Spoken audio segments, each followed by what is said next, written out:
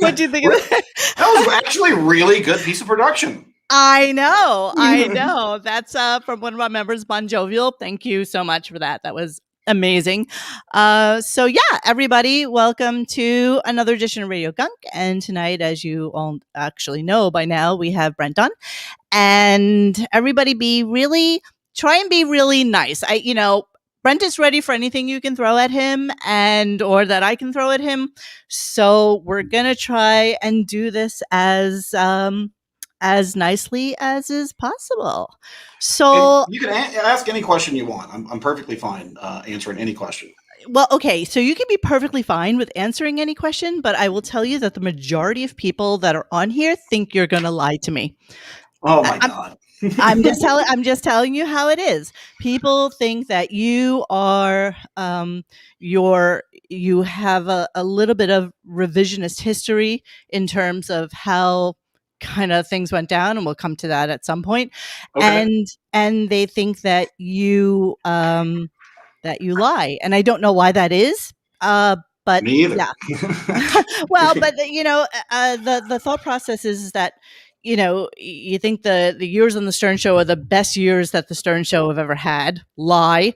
You think that That's an opinion, by the way. that is an opinion, but it's a bad one to us. A lot of people are a little concerned about what drugs you may or may not be doing. A lot of people are concerned about what's going on with your Twitch channel and how many times you guys have been suspended. I did want to start with that, as a matter of fact. And the reason that we're not on Twitch tonight is because somebody highlighted out to me the terms of service on Twitch, and I was not aware of this. But one of the TOSs is appearing or participating in the stream of a third-party channel. If a banned user appears in a third-party channel while being suspended, this could cause the ban of the channel that they appear on. Did you know this?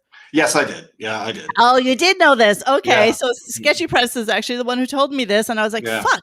So that means we can't do it on Twitch. So can you tell me what the fuck is going on with your Twitch channel? Why do you continue to get suspended?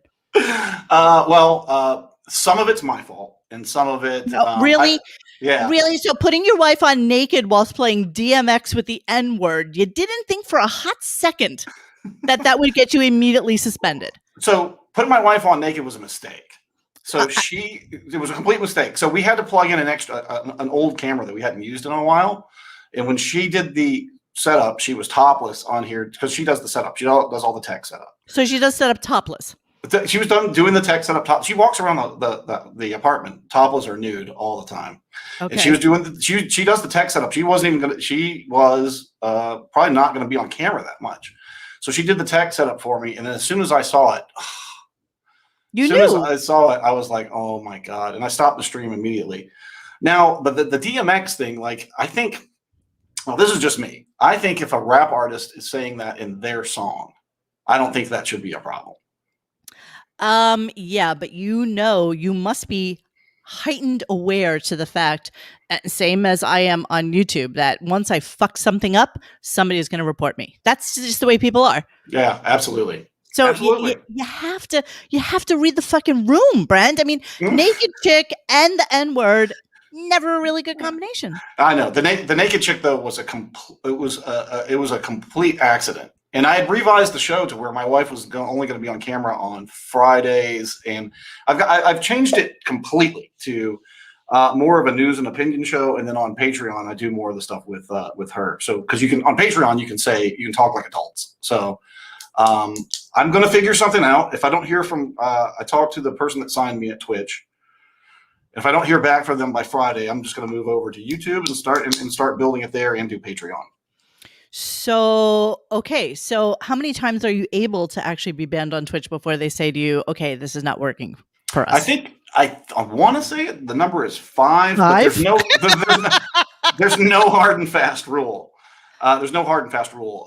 It's kind of up to them. And sometimes when they do this and they suspend somebody indefinitely, they do knee jerk and they will revise it. So I have an appeal in. I do have a contact there that's very high up, and hopefully I'll be able to get that restored. But if not, I will move to YouTube. But it was completely my fault, and I pretty much screwed the pooch on that one.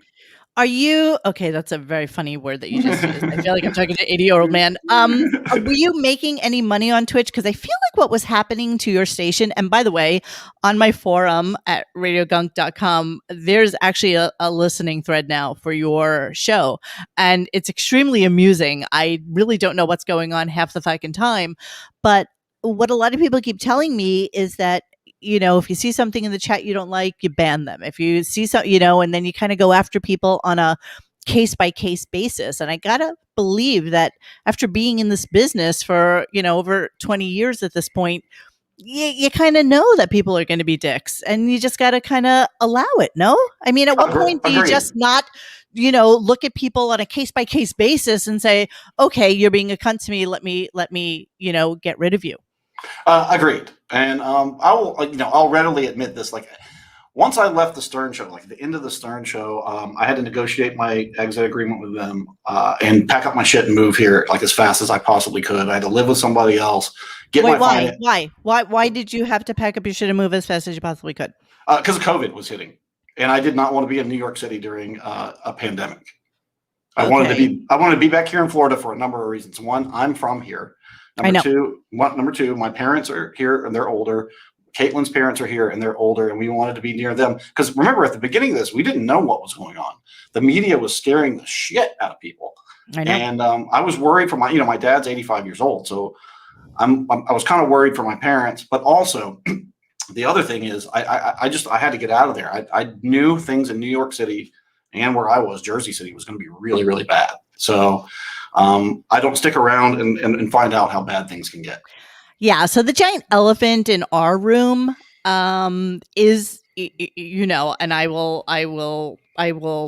completely say that I definitely was one of the people out there saying to everyone that you were fired, and I kind of am gonna stick by that unless you prove it differently to me. And I will tell you that I heard it from more than two people.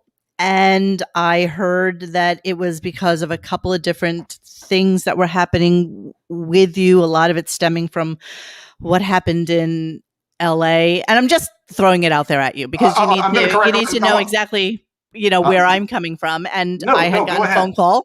I had gotten a phone call from somebody I know that you know, and we both know, who said Brent got fired yesterday. And I'm like, wow, what happened? And so they proceeded to tell me what they thought was the scenario. So I am more than happy and more than open to hear what the exit strategy exactly was there. And I'll tell you why I'm going to differ with you when you tell me what happened. Okay. Well, I mean, you can differ with me all you want. I was there. I know. So, I mean, you can't tell me what my experience is. Okay. So I'll just tell you this. I was not happy. I was not happy being there. I did not want to be there anymore. I'm just going to say this: creative differences. With whom? With SiriusXM and with the organization. I was not happy. I did not want to be there. It is not. It's not what I do. What's going on is not what I do. So my wife and but no. Just dig into that for a second. What does that mean exactly? I can't really get into it. I can't. Why? Because when I negotiated my exit agreement with them, I said that I would not. The only thing that I have is I can talk about ethically. I would not talk about their business practices. Number one. Yeah. Okay. Number two, I said that I would not, talk bad about anybody at SiriusXM or the Stern Show. So let's take with whom and take names out of it.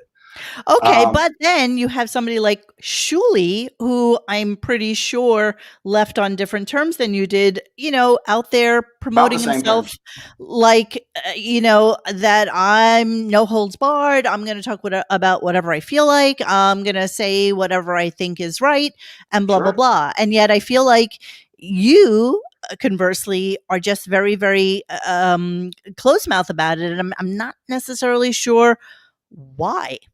Because I was a United States Marine and Shuli wasn't. And so we do thank you for your service, by the way. Oh, well, it was an honor to serve this country. So my reasoning is this. I could talk about, matter of fact, I can talk about what went on at Bubba's show all I want. I can talk about most of what went on at the Stern show. But ethically, I just don't talk ill of former employers, especially when with Bubba's show and at Howard, I left on my own volition because I wasn't happy. I just was not happy. So I will back up. So let's back up to what happened in LA. I definitely was not fired. And I can prove that to you, but the only place that I can prove it to you is in court. Or between you and me, if you ever see me in person, I'll show you the proof. Okay. See me in person, I'll be glad on my phone to show you the proof. I've got it. Okay.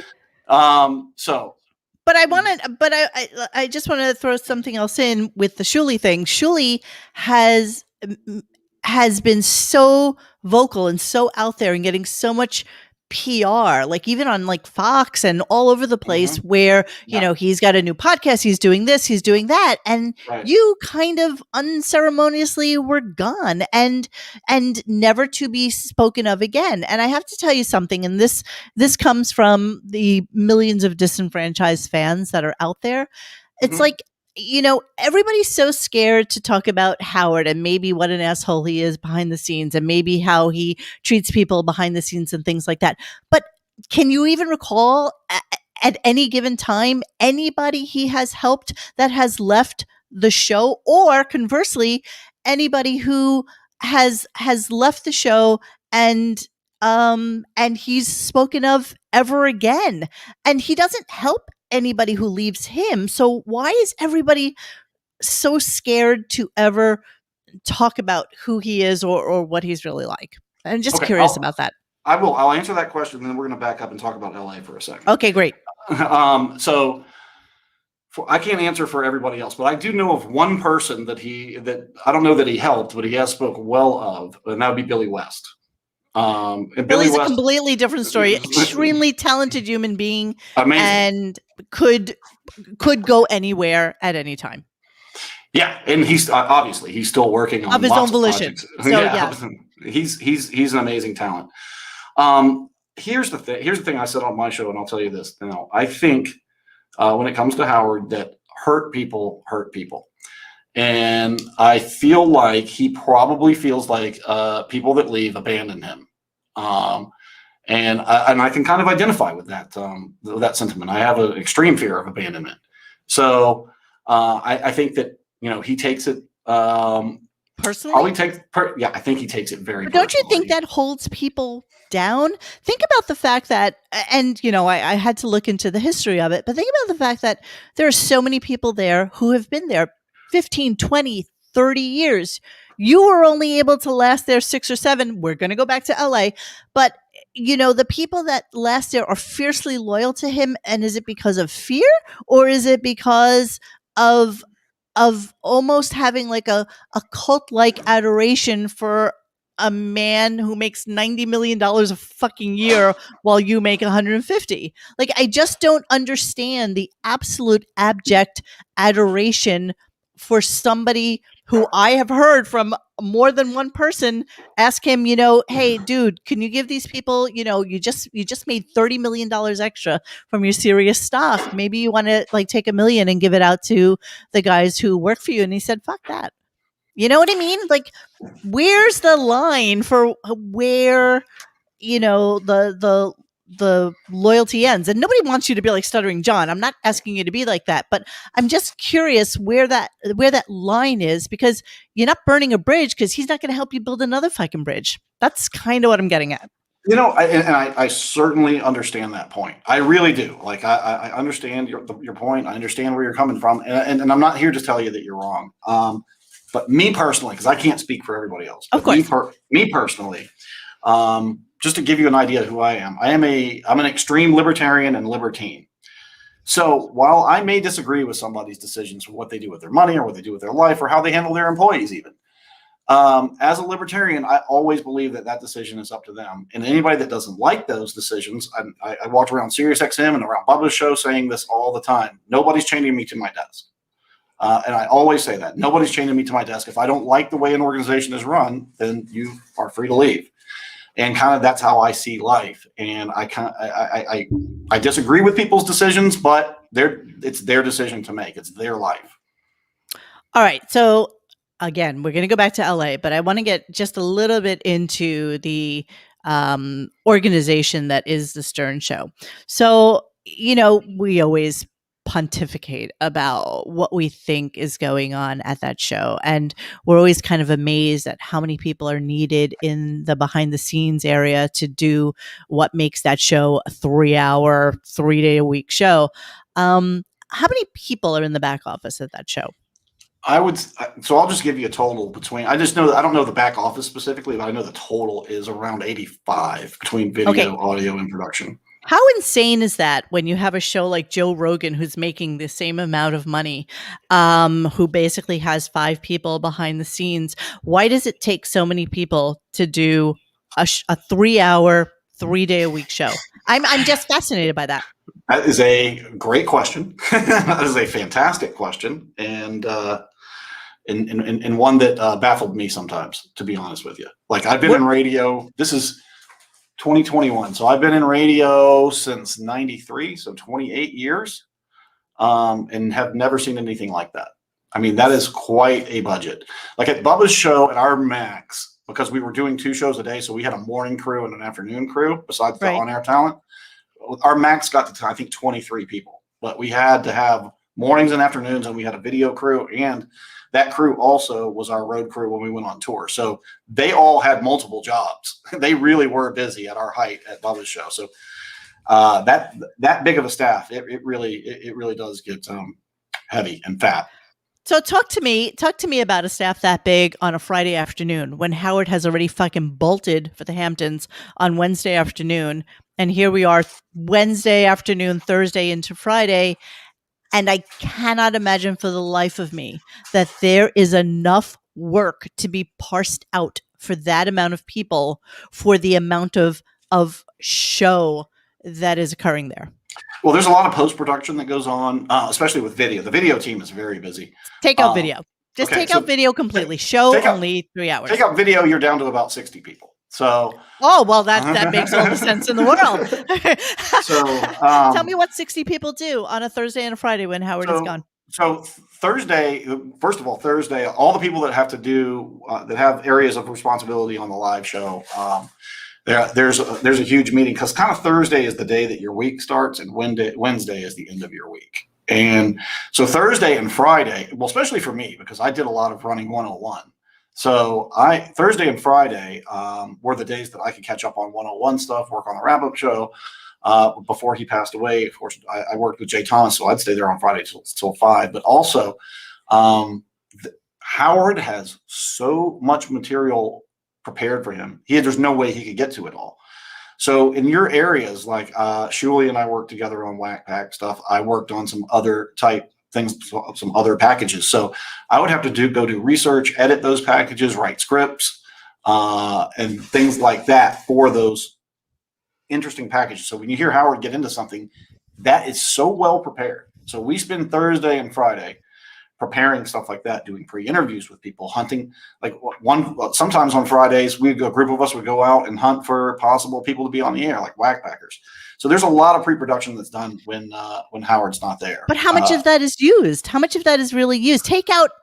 Okay, so from the 12 hours of show, take out another 2 hours of interview. So now we're down to 10 hours worth of show, plus about 40 minutes at the beginning of him talking about something completely nonsensical. Like this week, it's fucking pens. So you're really left with about 2 hours a day, 6 hours a week, 60 people. I mean, I can't imagine that the output could be that fucking strong. I mean, it's insane to me. That's all I'm saying. The output from those people, I'm going to say most that work there, is pretty strong. And there's a lot of stuff. He just has stuff that the stuff that he has prepared is insane. The amount of stuff, like for Bubba's show, for instance, I would prepare Bubba 8 hours of material every day for a 4-hour show and make him decide what the best stuff was. And that's when we were really good. Howard, for let's say a 3-hour show. Let's say for a 3-hour show, Howard each day probably has 15 hours worth of material that he could get to. And he picks and chooses what he wants to get to. And there's some stuff that's really good. Like I left in March. you had the me for instance, you had the me versus Benji going out and getting women's phone numbers on Hollywood Boulevard. Right. That was done in October in LA. By March, when I left, it still hadn't been played. So tell me then why something like that wouldn't be played, but something as horrific as Priest and Boy would get, top billing any given day. I mean, I think the thing that I'm not realizing, or that maybe you're maybe not realizing, is that the reason we even exist is because there are so many disenfranchised fans that think the show couldn't possibly be worse if it tried. And it's almost to the point where it's too built up. It's too manufactured. There's not enough spontaneity anymore. The fans, realism. They're missing the realism, is what you're meaning. Well, the fans, the fan aspect of the show is completely gone. They've taken away all comments on Twitter, so there's nothing left there to actually comment on. So they've closed down all Twitter commenting or anything like that. So you don't really take a lot of phone calls. And a lot of the phone calls that are taken are people that have been on the show for forever. So there's no true fan interaction anymore. And I feel like that's one of the main reasons that so many people don't listen anymore, because we don't have that interaction with him like he was that everyman that we fell in love with. Okay, I completely understand that. I completely understand your point, and I thought about what you're saying now, because I thought about what you're saying now. I thought a long time. I said these fans are fans that are disappointed, disenfranchised, as you would say, and I started thinking long and hard of the things that I'm a huge fan of. And I started thinking about Metallica, and they put out some albums, Load and Reload, and these albums, and I was really as upset and disappointed as you guys are about Howard. So I took a step back and really started thinking, like, remember how disappointed you were about Metallica putting out albums that you hated. Remember how disappointed you were about some of your favorite TV shows when they, for lack of a better term, jumped the shark. Let these people have their space to be disappointed, because it is true. The show that you got before, that you fell in love with, is not the show today. And so I can understand where you're coming from. Right. So how does that make it, because your own words, it is the best, the show is the best it's ever been. You said that. You said the show is the best that it has ever been. As we sit here today? I think on your show, you answered a question of somebody who came on asking a question, and you said the show is better than it's ever been. I don't remember saying that. So if I said that, I might have been drunk. So my favorite era of the Stern Show is 2006 to 2008 is my favorite era of the Stern Show. So my favorite time of the Stern Show is Artie and first coming on to Sirius. That's 2006 to 2008. Yeah. That's when that was. That is the best time of them. And we had Bubba in the afternoon, right. And our show was out of control, and Scotty Farrell and the specialty shows. And it really was like in 06 and 07, 08, when you turned on Howard 100 and Howard 101, you got great programming from 6 a.m. till probably 11, 12. Scotty Farrell, I think, ended at 12 at night. It was outstanding.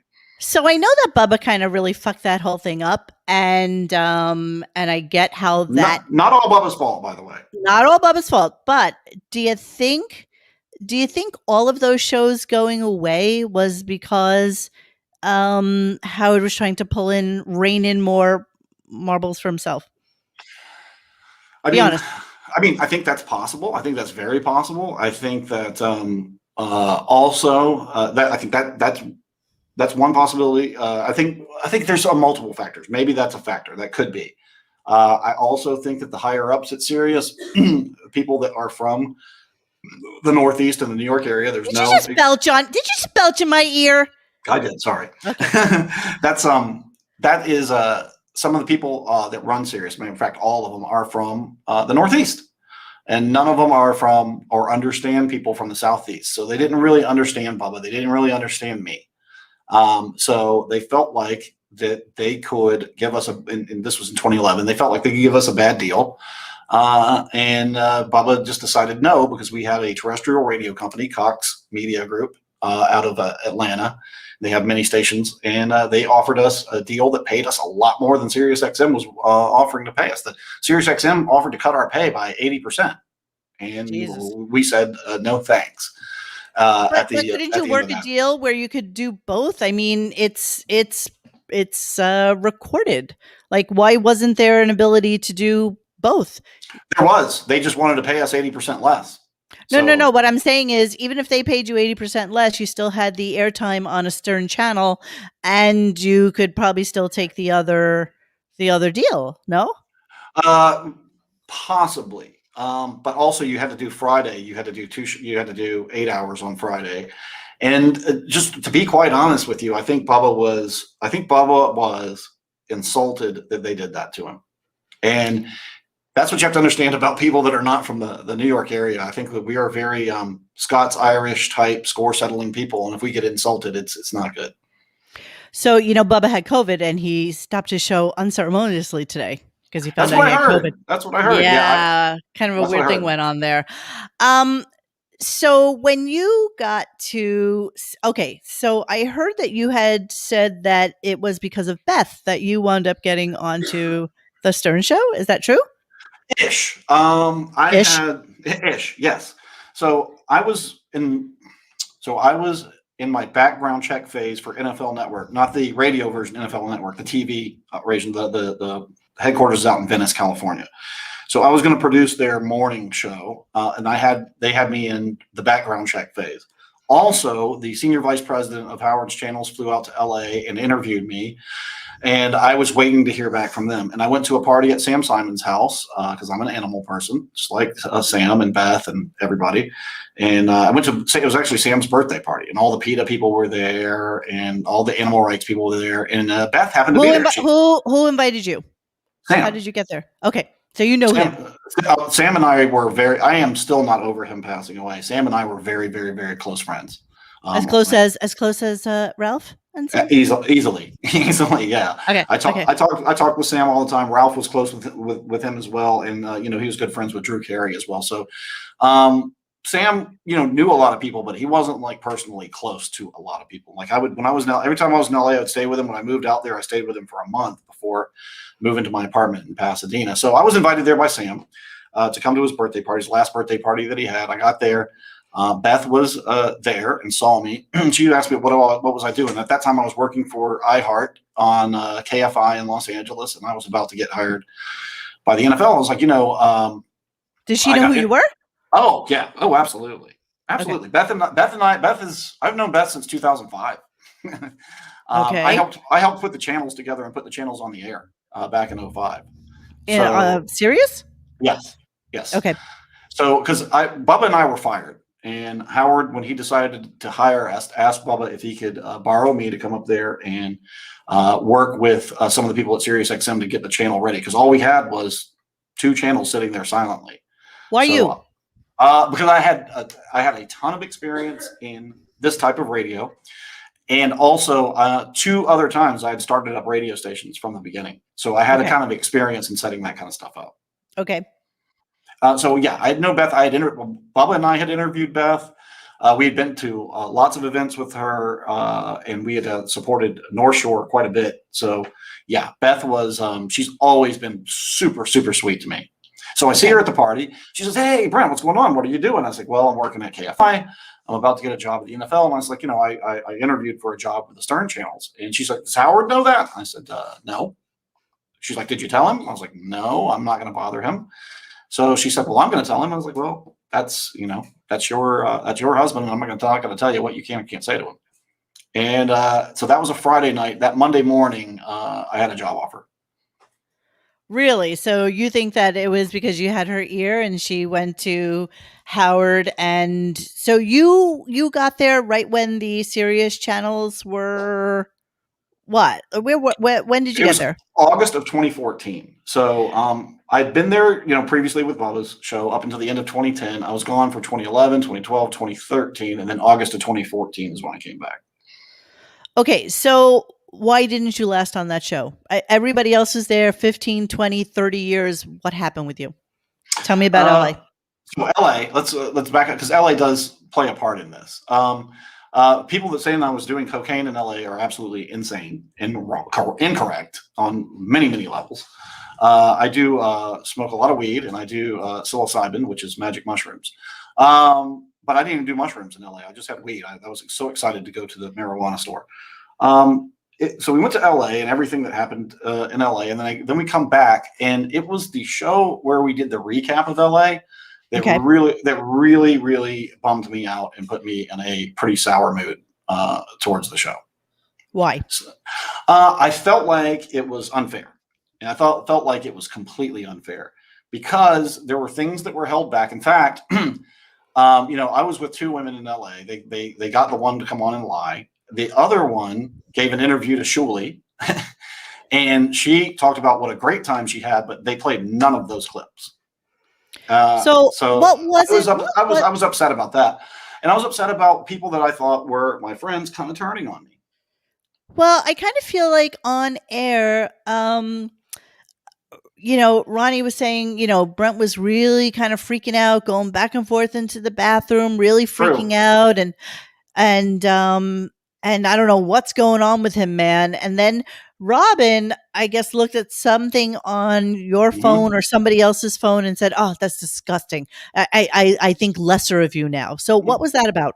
She said, "You have no honor." So this one, the woman that called in, says to me in person, like, "Okay, well, you can talk about this on the air," but she wanted to, and my wife's in the other room and knows this. This woman wanted to like date me for the rest of the week that I was there. Yeah, and I was wrong for doing this, but I kind of strung her along, but I never saw her again after that one night, Saturday night in LA. So I kind of strung her along like I would see her again, but didn't. So that's why she was pissed. And that's what Robin saw, and why Robin was like, "You have no honor." I'm feeling a little word vomit right now because I'm not understanding how the LA trip and how them setting, listen, I get that it's all kind of like a wrestling work of sorts, set this up, get it together, make sure that Caitlin has somebody on her side, make sure that you get together with girls on your side. And I know that one of the girls actually, gosh, I'm trying to remember if we even had her on. Oh no, that was with Lenny Dykstra. But I know that one of the girls said that, she legit thought that she was just going on a date with you, and she didn't know that this was necessarily a work, if you will, to set you up with having sex with her. Completely false.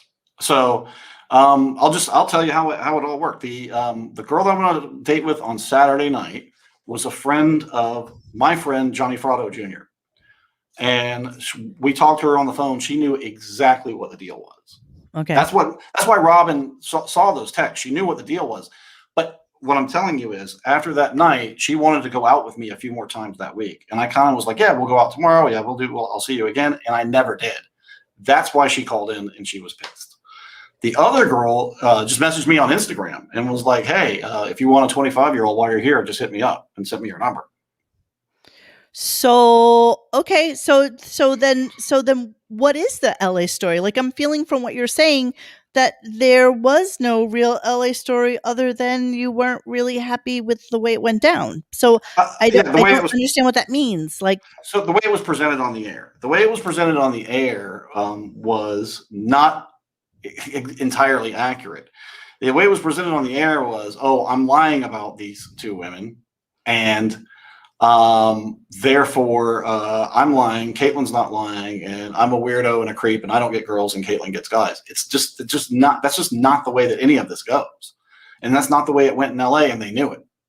So for me, it was all done in order just to make me look bad. And I get that that's the bit, but it actually wasn't accurate. And I was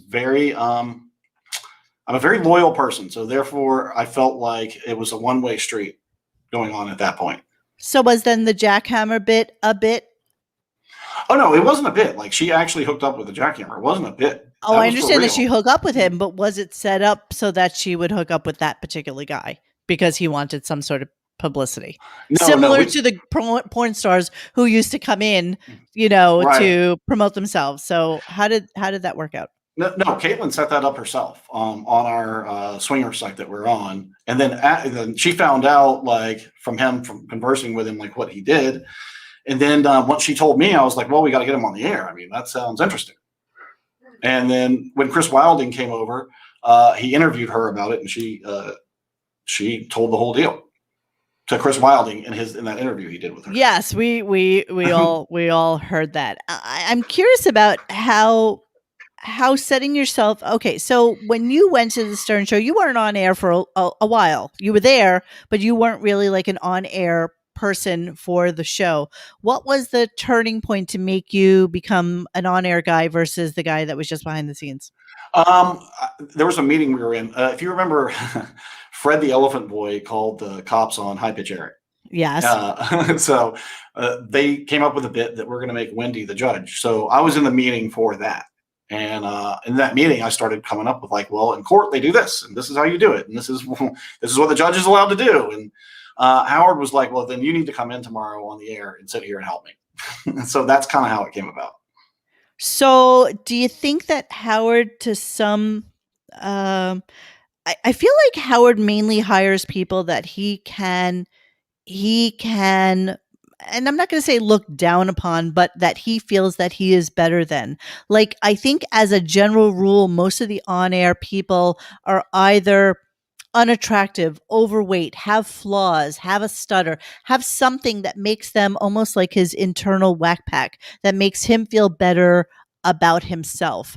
Do you feel like one of your entrees into actually being on air with him was the fact that you wanted to talk about swinging, and that would be a part of your persona on air? But that didn't come up until towards the end of 2018, and I was on the air long before that. I know, but you became a much bigger part of the on-air thingamajig once he realized that he could talk to you about things of a sexual nature, that especially once it included your wife as well. Like, I feel like that made you a little bit more of a prize for him to talk about this kind of shit. Well, I mean, well, sure. I mean, that subject matter itself is better than a lot of the subject matter that they're talking about. It's more interesting from the human psychology side. Everybody can kind of relate to it. Caitlin's a beautiful lady, and I get it. I totally get why he would gravitate towards that. So I thought it was, some really good radio, especially with Shuli and I in there doing that stuff. So, but do you think that made you a little bit more of a valuable player to him because you would talk about that just same way, like, Chris Wilding coming in and talking about some disgusting blowjob he gave to somebody, or touching Ralph under the table or something like that was of interest to him? And do you realize that his prurient interest always goes to something sexual, and we all feel almost towards the gay side at this point? I think his interests, do go to those things, and I think it's for some of the same reasons that mine do. I'm really interested in abnormal psychology, and anytime that we can talk about any abnormal psychology, I'm totally hooked. And I think that he's that way too. But why? Why would you go away from women who fit, who having women in who completely fit the demographic of the male 25 to 45 in middle America? Why then would something like Cocktober be of interest to anyone in the entirety of the fucking planet? Tell me. That's a great point. I'm not gonna argue that point with you. Especially as somebody that loves women and somebody that and loves that's one of the reasons I love the Stern Show. And one of the things that we did very well with Bubba's show is highlight women for the audience. You're right. It's men 25-54, middle America, wrestling fans, heavy metal fans, things like that.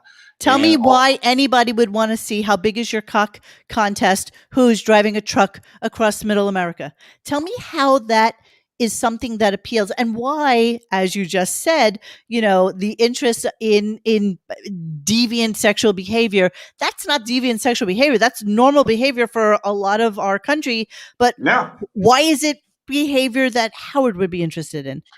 That's a good question. That I can't answer for you. I can't speak for him or why he would be interested in But those how does things. that make you guys feel in the back? Like, you always think that Richard coming on air and saying, "Oh, I have a great idea. I'm going to put my, cock cheese on Sal's fucking face, or I'm going to shove my, or Benji's going to jerk off both of them." That kind of thing. I don't know even why.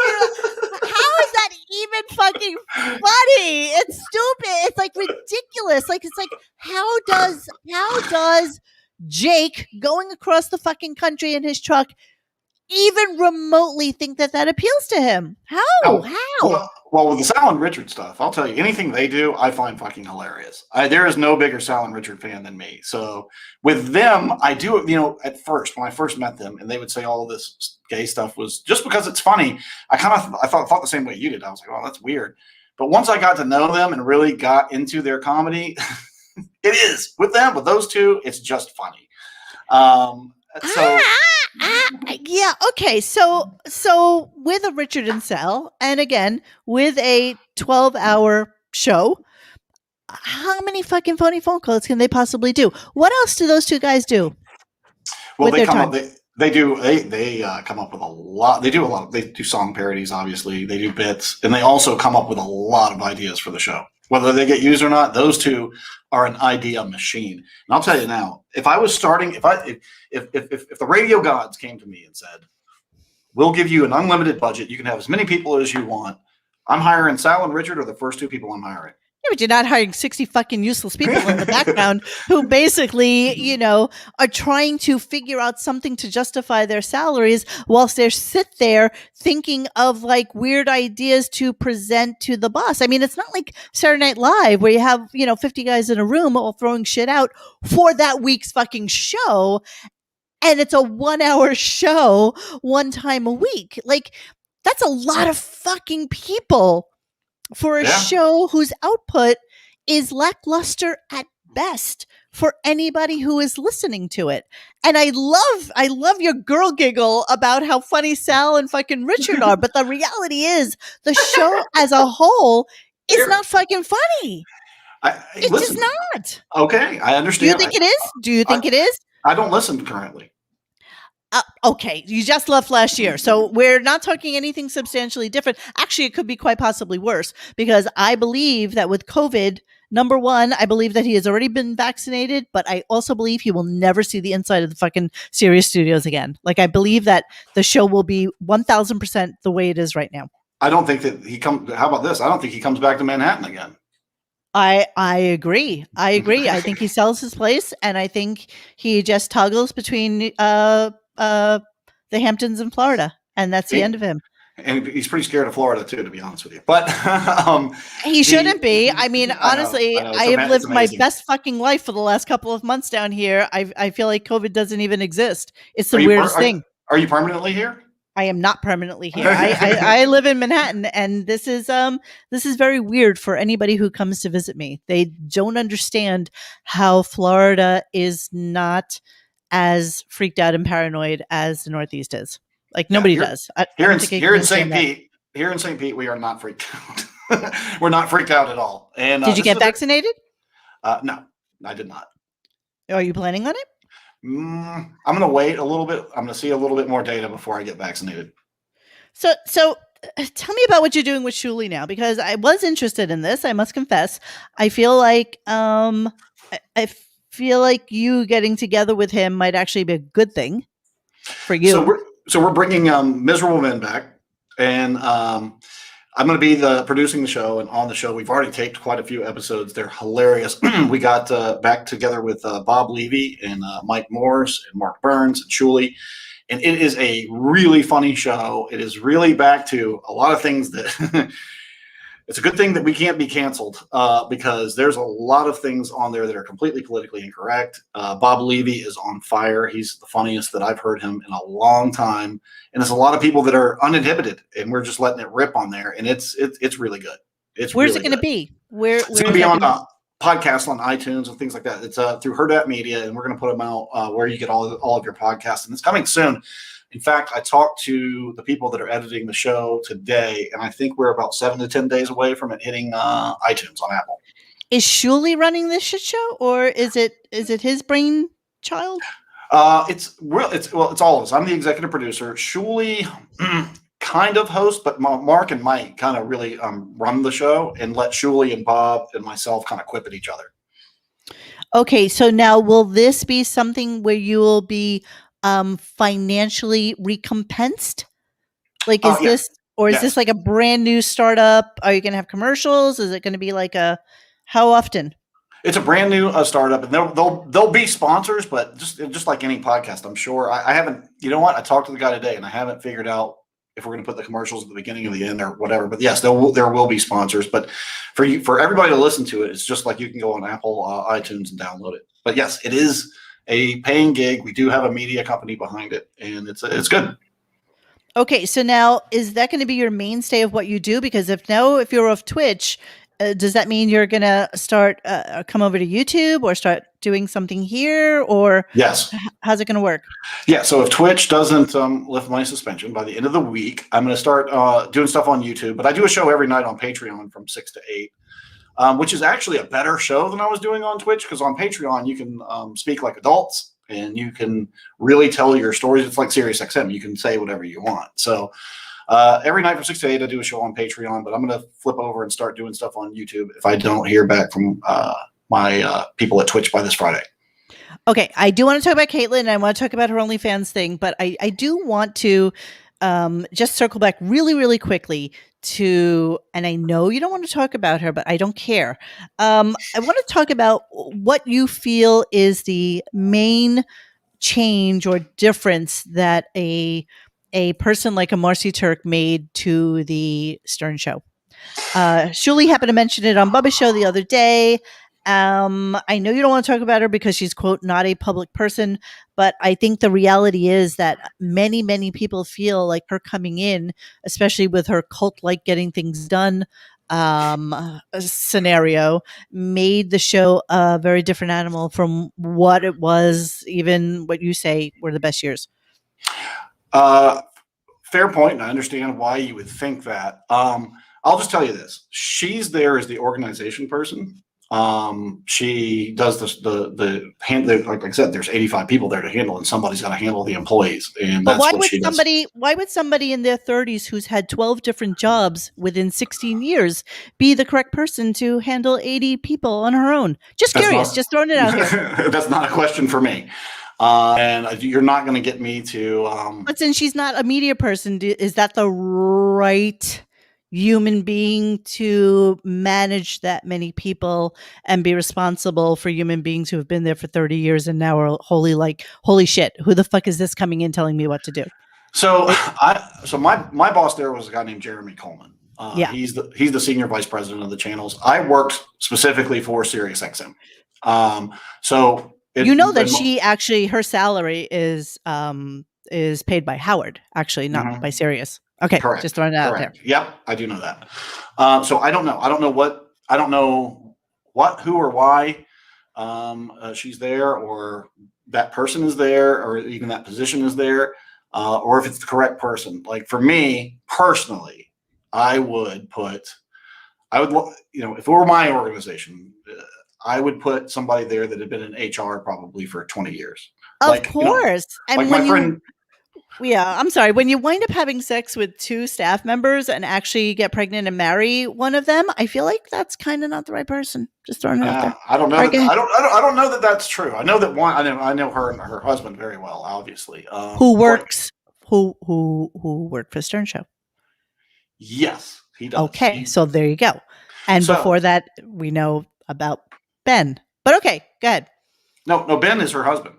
No, I'm sorry. I didn't mean Ben. I meant guys, I know you guys will help me in the chat. But there was a guy before him, and apparently when they went for raises, Jason was really fucking upset that this other person got a raise and he didn't, and he's the one who spilled the beans that Marcy was fucking him. But I digress.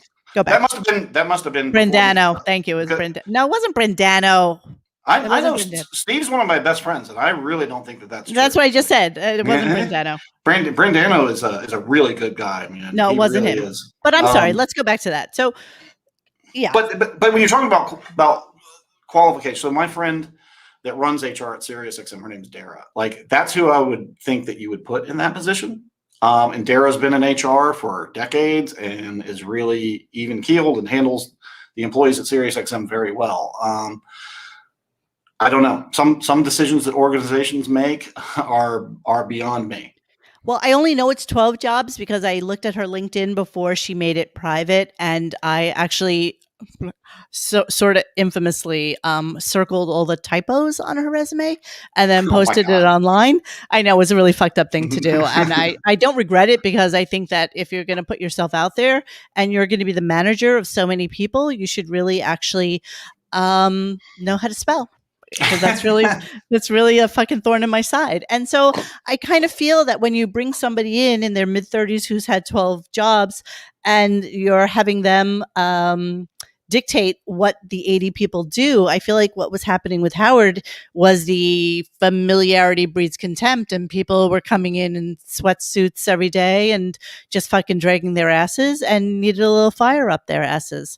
And, maybe she was the right person to do with it. Who knows? Here's the thing with me, and I'll tell you in a broader sense what is so frustrating about radio. So even step outside the Stern Show. The people that run SiriusXM, let me think. The main people, none of them have radio experience. Well, a lot of them left, didn't they? Like, since the head guys go over to just be on the board of directors now, and there's that new woman in charge. You're talking about Joe Clayton, and he moved over, and then Mel Karmazin came in, and he left. Now the CEO. I actually happen to know Mel very well. He's I'm very friendly with him. Yeah. So my favorite CEO ever is a guy named Randy Michaels, who competed with Mel back in the day. And so Mel came from sales, Randy came from programming. So that's who I learned from. But here's the thing at SiriusXM. If you talk about Mr. Greenstein in the senior leadership there, and the new woman that came over to run all of talk radio came from Yahoo and the New York Times. So there's nobody, literally nobody, with radio experience. And when I used to talk to Phil Hendry on the air, what he used to say to me was, why don't you and Bubba walk onto the Miramax lot and tell them that you've got an idea for a movie and see how fast they'll talk to you. Well, the reality is most CEOs of companies, I mean, let's be honest, I was in the garment center my entire life, and it was nothing to think of if a CEO came in from diapers or from, Johnson & Johnson or something, having nothing to do with anything that we did.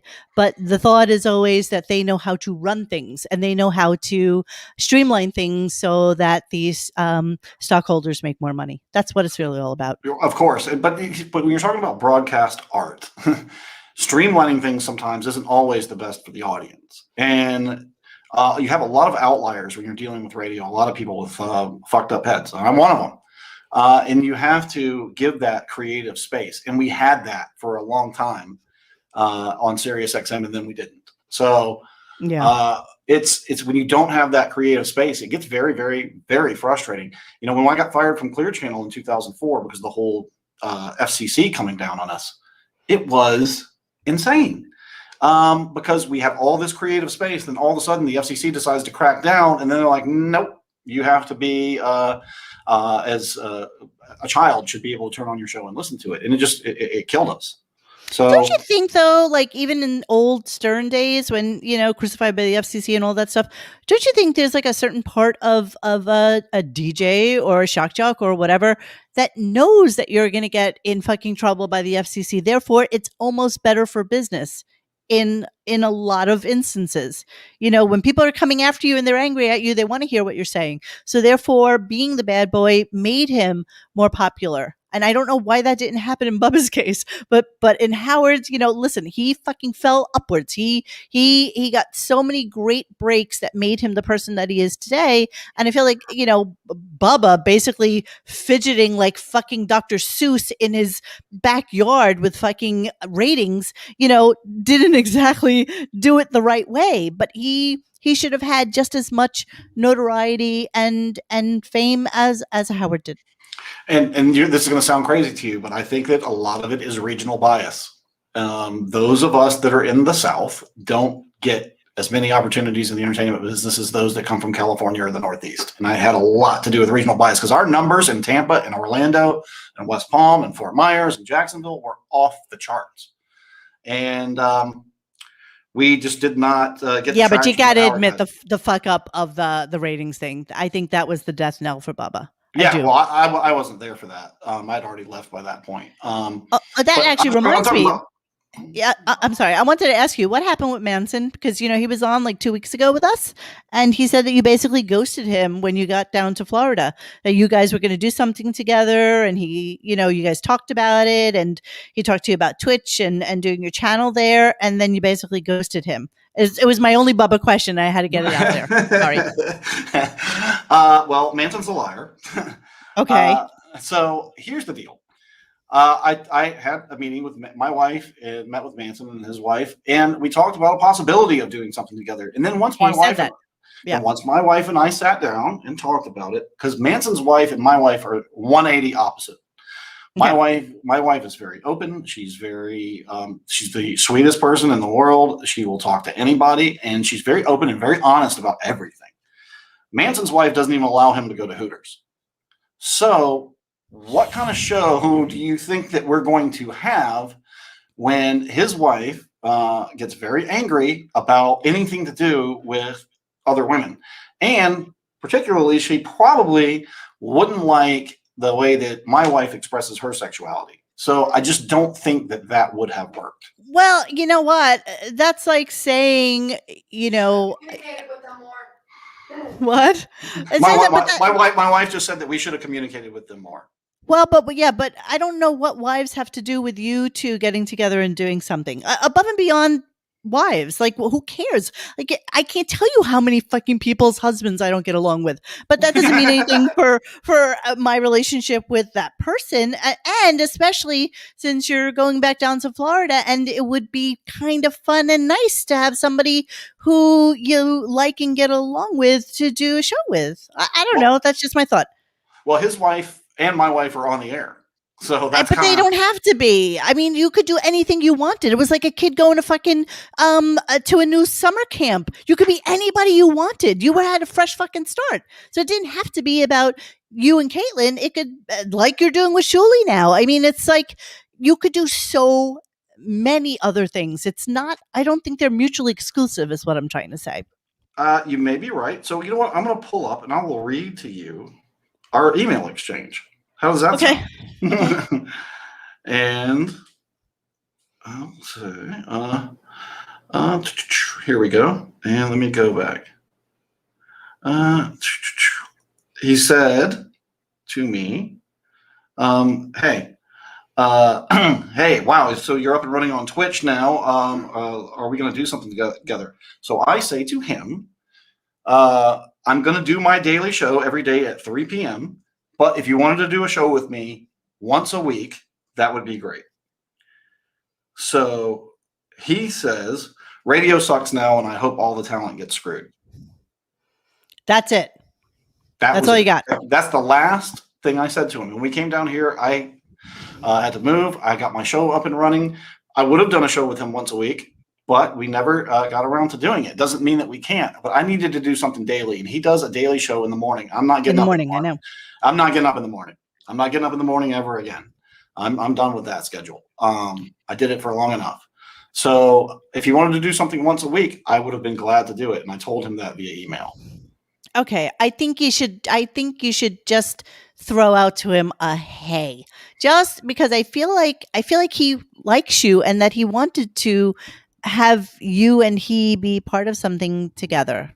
So I don't know. That's the thought I got from talking to him. All right, my last Howard question. As a producer, were you aware of how many people actually listen to the show? No idea. Okay, how come? That is a Sirius XM thing that I completely disagree with. So you have no idea any channel who or how many people are listening at Sirius XM. Even my friend Pete Dominic there, they called him up into the office one time at Sirius XM and they said, we're not seeing enough reaction and audience, enough of an audience for your show in our data. So he says, okay, well, let me see the data and let's talk about it. So they're like, nope, we're not going to show you the data. So Pete Dominic just walks out and goes, okay, well, I'm not having this conversation with you then if I can't see the data. And it's a weird thing to do because in terrestrial radio, when you're having ratings problems, if you do, they bring you into the office and they plop down Arbitron in front of you and go, look right here, your time spent listening sucks. What's going on? You need to hold the audience longer. Like, you can't have a real conversation with people if you have no idea how many people are listening or for how long. So take a guess. How many people do you think listen to our show on a daily basis? Seriously. Okay, on a daily. Throw it out there. You've been in this business, what, 28 years now? Yeah. Throw it fucking out there. Tell me what you think. I'd say 3 million on a daily basis. 3 million on a daily basis. Yeah. Those are the pure listeners, right? Yeah. And do you think now that he's like maybe skewing it a little bit more towards women, especially after the book came out, where he was trying to skew it towards different people? Yes. And those are the only phone calls he basically takes now? It's like a weird thing to me. Yes. He's only taking women's calls now? Pretty much, unless it's somebody who's been on the show for forever. And then finally, do you think that he wears a wig? Do you think it's a hair system? Be honest, Brent. Do not fucking lie to me. I'm not gonna tell me lie what to you. Tell me. You have seen the back of his fucking head. Tell me what you think. I've been as close to him as I am to this computer screen right now. Lots and lots and lots and lots of times. It's definitely not a wig. I've seen him with his hair wet. System? I have no idea, but it's definitely not a wig. It's definitely not a wig. A system. He has not had his hair cut in 8 months, and that's still exactly the fucking same. This is my question. Well, I'm bald, so I don't know much about hair.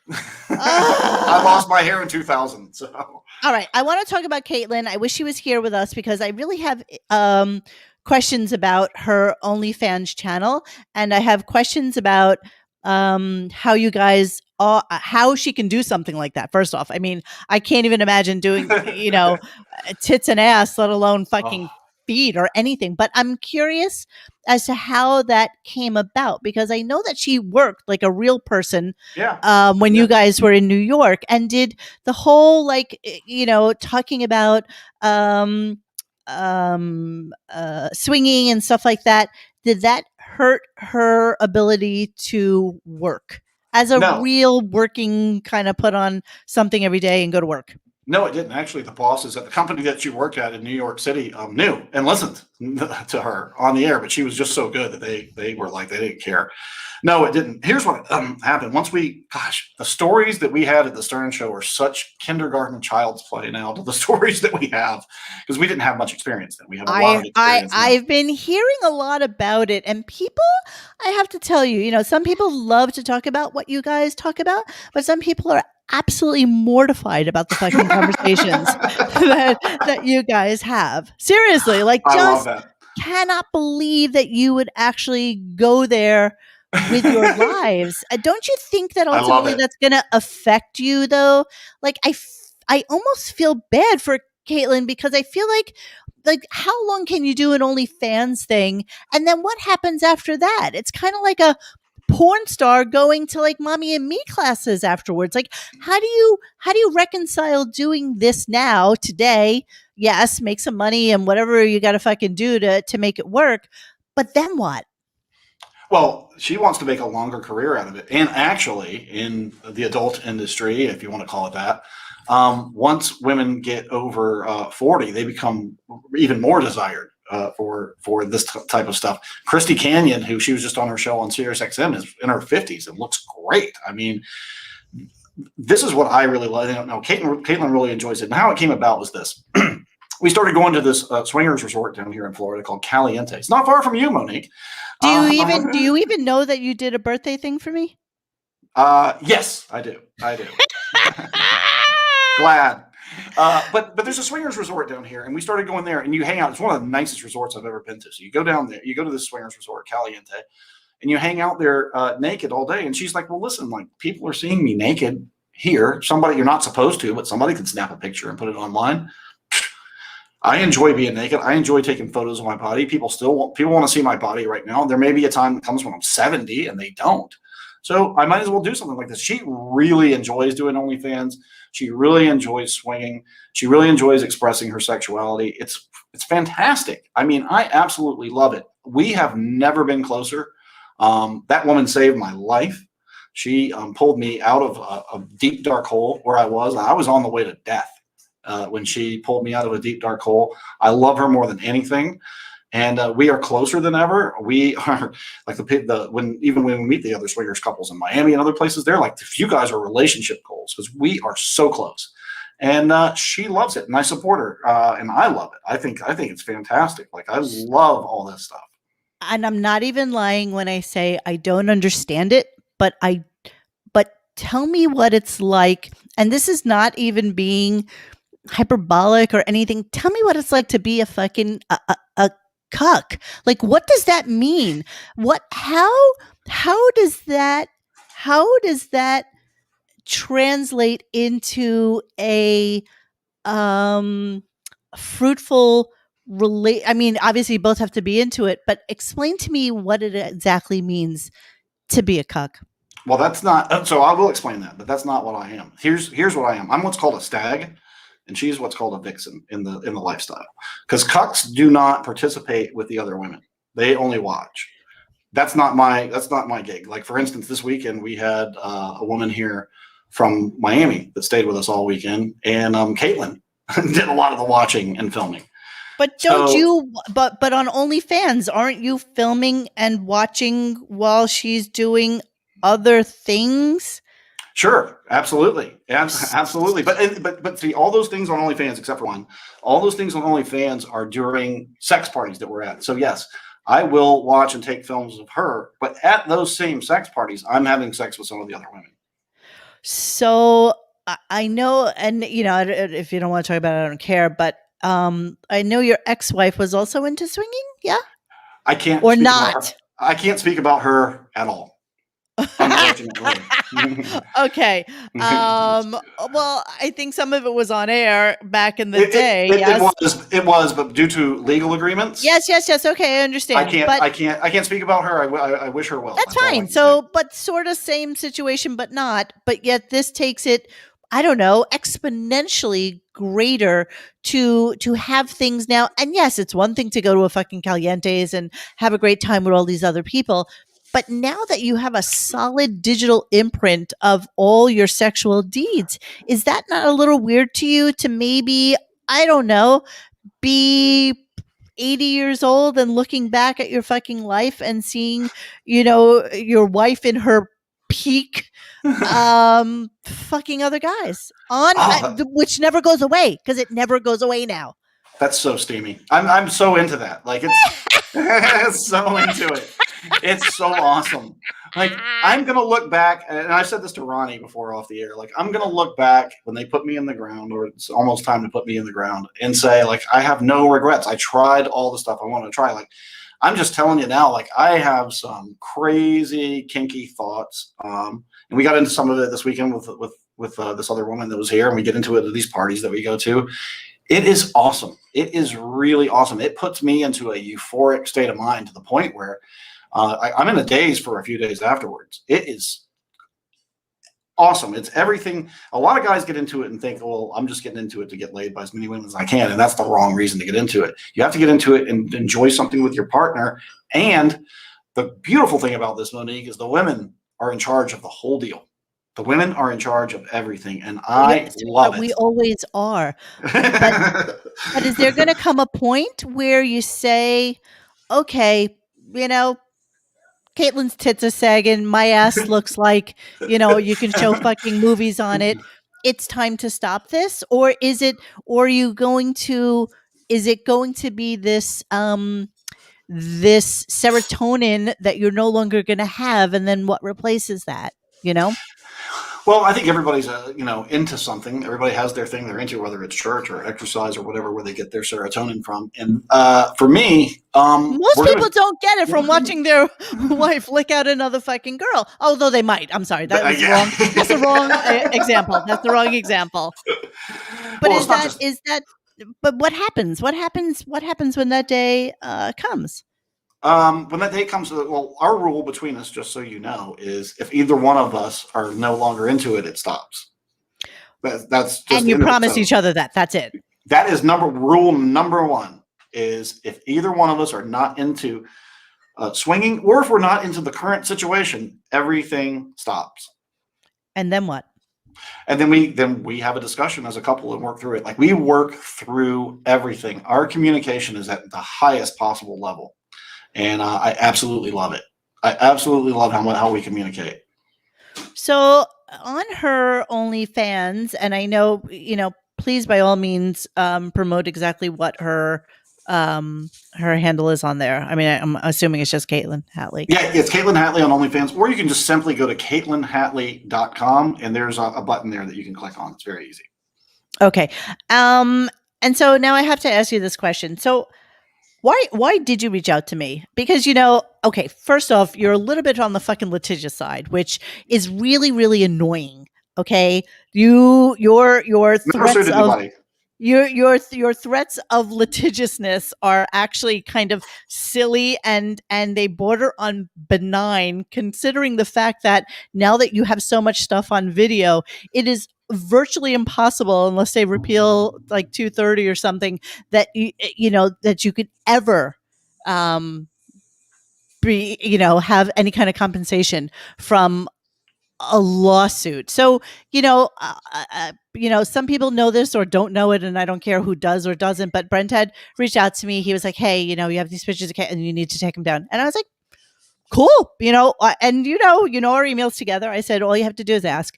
It's not that big of a deal. I will do that for pretty much anybody who reaches out to me." Some of you may or may not know this also, but JD's wife reached out to me and said, "Hey, your people are basically putting up things about my friends and stuff like that." And I get that, I put myself out there and whatever, but keep my friends out of it. I'm like, all you have to do is ask. I'm 1000% all about not, fucking with people's livelihoods and their lives. So I was just, color me curious that you actually reached out to me and wanted to do this with me, because I would not have thought that you would have. I mean, you've talked shit about me, probably not as much as shit I've talked about you guys, because I have a forum that is basically dedicated to this shit. But I'm actually curious why you reached out. Because I, quite honestly, I was drinking a little too much from the getting down to Florida until probably about a month ago. Was drinking way too much, and I had a cloudy head. So, two things. One, you're probably right. However, I have been through a whole defamation suit where Bubba and I were sued for defamation by a radio broadcaster, a guy that makes fun of people on the air and puts his wife on the air. And the reason that the judge got over the bar with the judge, the dismissal phase to the judge, is, as you might or might not know, public figures can sue people if they can prove actual malice. Right. So there are people it would be very easy to get over that actual malice bar with. The judge felt like Bubba and I went too far with this guy, so we got over that actual malice bar. So we went to full jury trial, and the jury decided, well, this guy's a radio broadcaster and he makes fun of everybody, so he can handle being made fun of. It was 42 counts of defamation that we had to go through in a 5-year trial. I sat in probably over 50 depositions about this topic. So, and then Swing around. So why did you come to me? So Why I did came to you. So I came to you because I felt like, look, your forum and your show has a lot of bad things to say about myself and my wife. So I wanted to come on and have a real conversation with you and answer any of your questions. And then if you go forward, you got bad things to say, fine. But I wanted to actually answer your questions and talk to you about it and have a real conversation. The same thing I'm going to do with Sketchy Press. I'm going to talk to Stuttering John. And what are these podcasts? I'm going to talk to everybody, and I'm going to answer all your questions as best I can. And we can have a real conversation. And then from there, maybe I'll come on your forum and post and read, and I'll come back from time to time. People will always want to ask you questions. I am more than happy to have you on anytime you want to come on. I will tell you that the overriding thought processes on my forum is that they love to watch. I'm going to say they call it a little bit of a train wreck that is you and Caitlin on Twitch. And I think it's going to probably have to change when you get to YouTube, just in terms of how much shit you put out there to people. I think you guys can sometimes be just a snurch TMI for the general populace. And yes, maybe there is something to the, okay, we're watching it for fun and to have a good time, but we're also watching it to see how far off the fucking rails they go. And I feel like there has to come to, that roller coaster is probably way at the fucking peak. you showing Caitlin's tits on air and doing the N like that to me is the fucking cyclone right at the top of that hill. And it's a scary place to be because I feel like you're teetering right there because I don't know how much further you can go with that type of show. I agree. So I agree with you. And here's what we've done over the last month is I've kind of revised and changed the show. She's going to be on camera on Fridays, and she is actually excellent at producing the show. Okay. So she's going to stick to helping me prepare, and I'm going to give you a lot of news and opinions and do the things that I've always done on the air. And then on Fridays, she's going to come on the air and we will give you that TMI stuff that makes people appalled. Like part of what I've always loved this is what I really loved about being on Bubba's show. We shocked Tampa Bay on a daily basis, and we made people mortified on a daily basis. And that's kind of the punchline to my jokes. If you're mortified by something that I say, I get the biggest giggle out of it. Like when the mics go off, I bend over laughing that people are mortified by it. I love that. My whole goal sometimes is this: as a hardcore atheist, my goal is to make the Christian Puritanism that rules this country, just make them completely upset and completely mortified. Because when I grew up, these are the people that mess with my music. These are the people that try to get heavy metal banned. They try to get Howard thrown off the air. They try to get Bubba thrown off the air. And for me, the Puritanism that goes on in America, pushed by the Catholic Church, is a huge problem. So anything I can do to push back on that, I like it. But programming wise, your point is yeah. I mean, honestly, if you're going to monetize something, there is a line to be drawn. I mean, I think, and listen, I'm all for it. I think that I just feel, and I'm going to swing back to the why I think you were fired thing. I can't imagine that you would think that a Twitch channel would be monetarily more fruitful for you guys than actually being able to get a job doing what you do. Well, I mean, you know what I mean? Actually, when you take Twitch, Cameo, OnlyFans, and another project that I'm working on, when you taking all that up, I'm making over, as a couple, we're making over twice what we were making in New York with a third of the cost of living and zero bosses. So what is that worth? Okay, well, without knowing the numbers, I don't know what a lot of money is to you, but I'll give you that. Yes, the cost of living down here in Florida is substantially less than it is in New York. Do you think did you make more money when you went to the Stern Show than you did like at Bubba? Do you think that they pay fairly at the Stern Show? Be honest. Let me ask you. Let me answer just for me, because I don't know what other people make. Do I think I was paid fairly? Absolutely not. Okay. So do you think in a general sense, people in radio are, especially when you're in like the second or third or fourth, well, not talking a Robin, Fred, Artie type of position, but behind the scenes yet also on air. I've had this conversation a million times with Stuttering John about how he thinks it's kind of not fair that as an on-air personality, he doesn't get paid what a SAG or AFTRA type person would get paid, yet they have the rights to use all of your repeats as much as they want, and you get nothing in return. Do you think that there's something to that, just in terms of fairness? Yeah. Absolutely.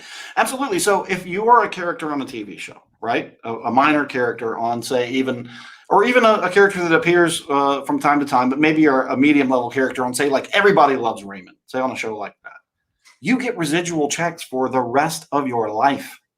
The people, right. The actors that are on The Simpsons, they don't even see their face. You hear their voices. They get residual checks for the rest of their life. So in radio in general, no, it is not fair because, TV, well, SAG and AFTRA have combined now. AFTRA is the radio union, but the radio union covers the top 10 markets.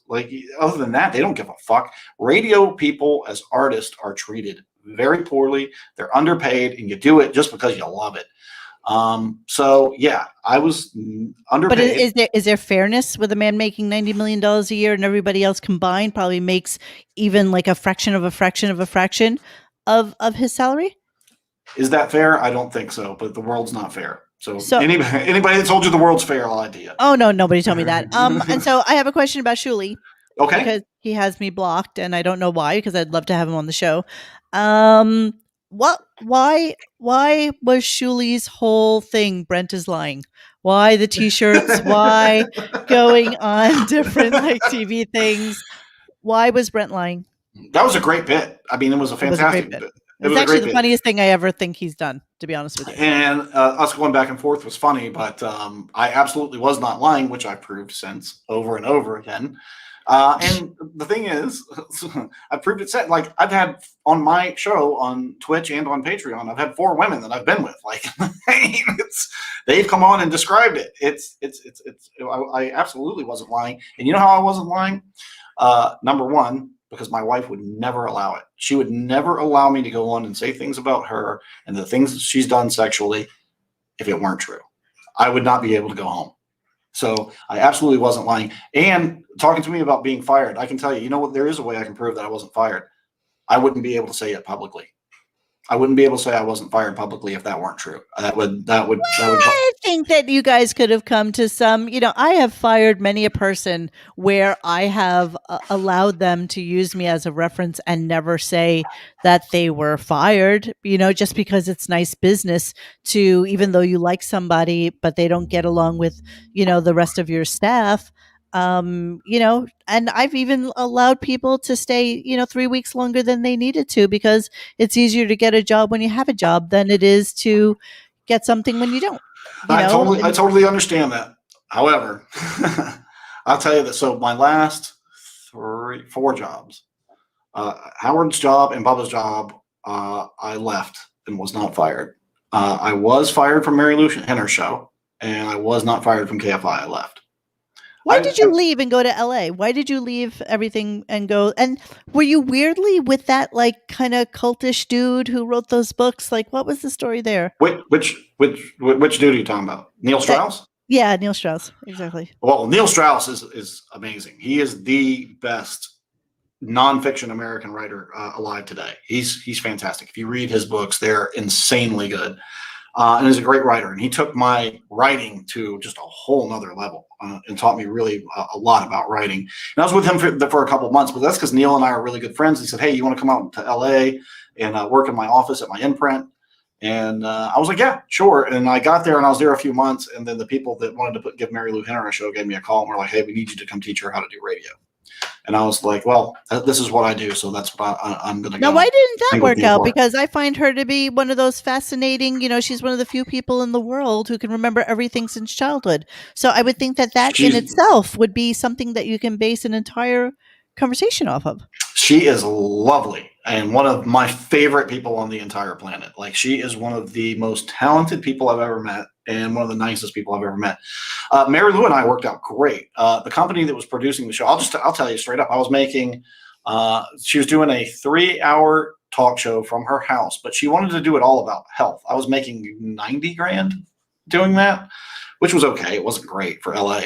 But no, it's not good for LA. But no, but yeah. But working with her was fantastic. It really was.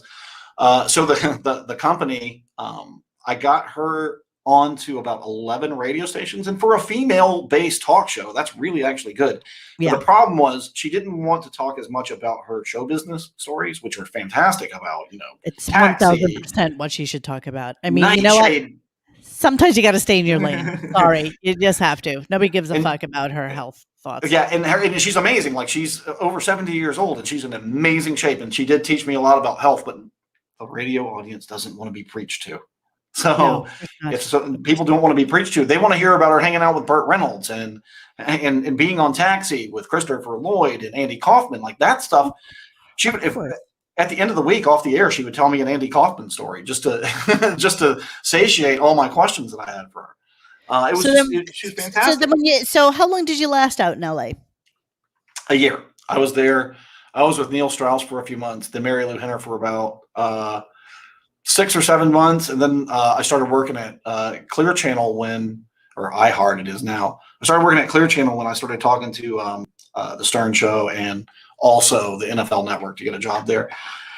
Are you already with Caitlin at that time? Yeah, she came.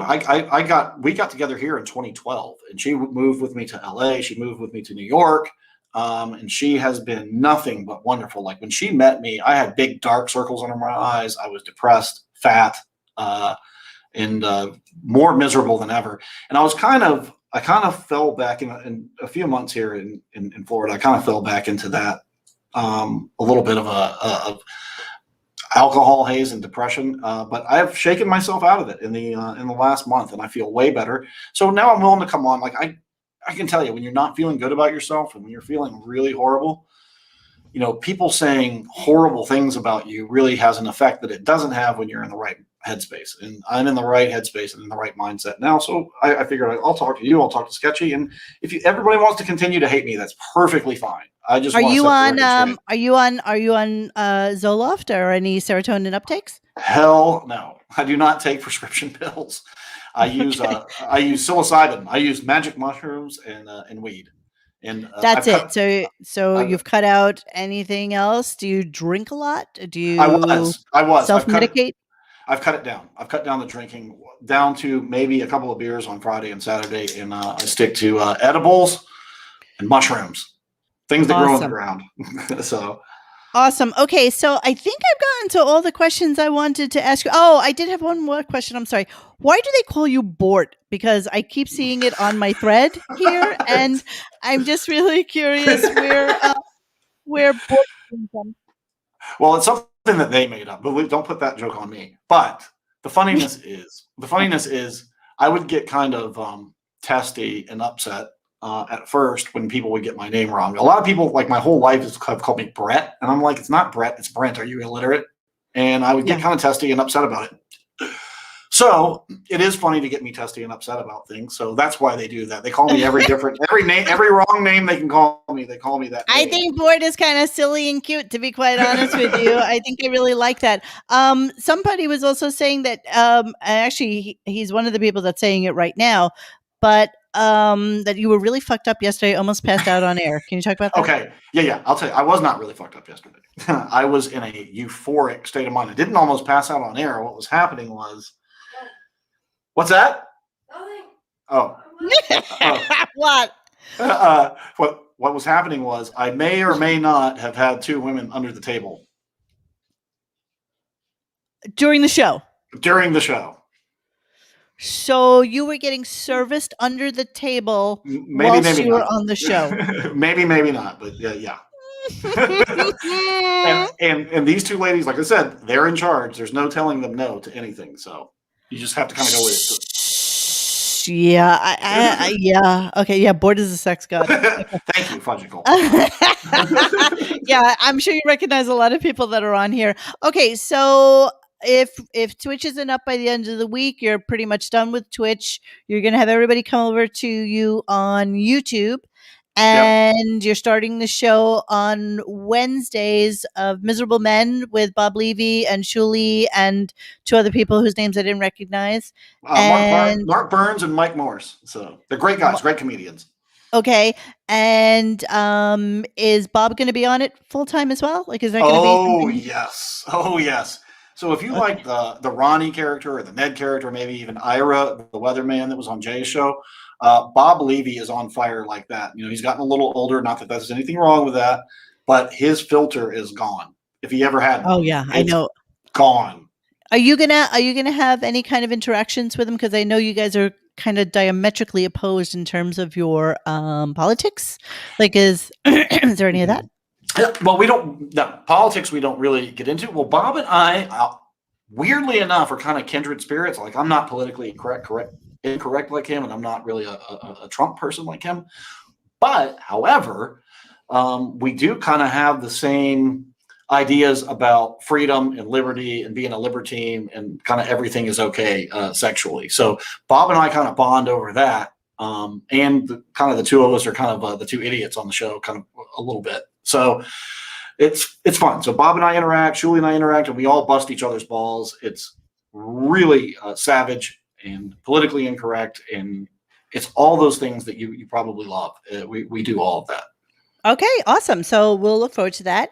And I think it would be really fun if you did sign up for the forum, do an AMA on there. Absolutely. People will ask you questions, and if anybody's going to be a dick to you, I mean, they couldn't be any worse than what happens on your show. So I can't even imagine. All right. So yeah, so that's it. That's all I got for you. And I'm thrilled that you came on. I'm happy we were able to kind of talk shit out. I don't think it's going to change anybody's mind, as you know, on either one of our shows. So but yeah, definitely I will promote what you guys are doing. I look forward to listening to Miserable Men and seeing what we think of it. And then we'll look forward to whatever you guys choose to do on YouTube. And I'm sure your OnlyFans know your OnlyFans. I mean, oh yeah, absolutely. And we're also, these days we're on Patreon every day from 6 to 8, doing a show there, which is more akin to what goes on Sirius, because you can talk openly and freely. But I want to just thank you for having a civil conversation today, because you've got very strong opinions, which is completely allowed in America. You're allowed to have strong opinions, but I do appreciate you having a conversation with me. Yeah, of course. I mean, I'm no douchebag. I mean, of course, I'm going to talk shit about you and put up, pictures of you slightly retarded with your eye hanging down with your black child with Caitlin. That was one of the funniest things I ever put on Reddit my entire life. But that doesn't mean we don't love you. So so thank you for coming on. I'm going to chat with my guys a little bit after you leave, and we will see you soon on YouTube, I guess. Okay. Have a wonderful night. And have a wonderful night, everybody. If you like me or you hate me, thank you for listening to the show and giving me a chance to explain. All right. Thanks for being a good sport, Brent. I appreciate it. Okay. Thanks, Monique. Have a great night. Take care. Bye-bye. Okay, you guys. So that's that. That's what I got. I don't know. What do you think? I mean, I started the show with asking him, or saying to him that I think he's fat Julie. So I don't know. Just I think I got to all your questions. I tried. I tried to get out whatever we could from the show. Whatever. So yeah. All right. Thank you, guys. I know he's a little bit not as forthright as I would like somebody to be. I mean, that's why I think he probably would have made a great politician, because he kind of circles around stuff a little bit and doesn't really get to it. So, whatever, but that's on him. I think that, listen, let's be honest. He's probably not going to be able to get back to Twitch. And he's gonna go on and promote wherever he thinks that there are fans that he may appeal to. So he came to me and we had a good conversation. So that's it. Yeah, so let's talk about it online, and I'm good with that. I'm really good with it being like a decent conversation with him. And because I'm the only one on the show tonight, I wasn't even really listening as much as I probably should have when he was saying things to us. So I'm going to listen back to this, and then maybe we can talk about it on the forum. Okay. So I don't have a goodbye because Bon Jovial didn't make me a goodbye. But if you want, I'll play my hello as my goodbye. And that's how we'll end the show. Okay. So thanks for coming on and hanging with me.